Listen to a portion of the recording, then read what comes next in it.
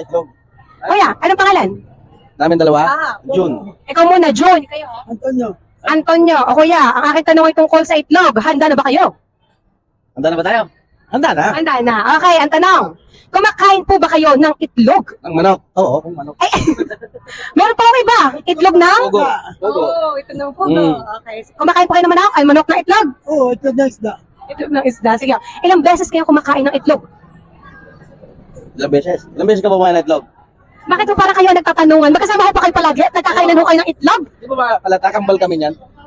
Sabay kumain ng itlog. Sabay kami mga itlog ito. Akin ang laman kanyang balat.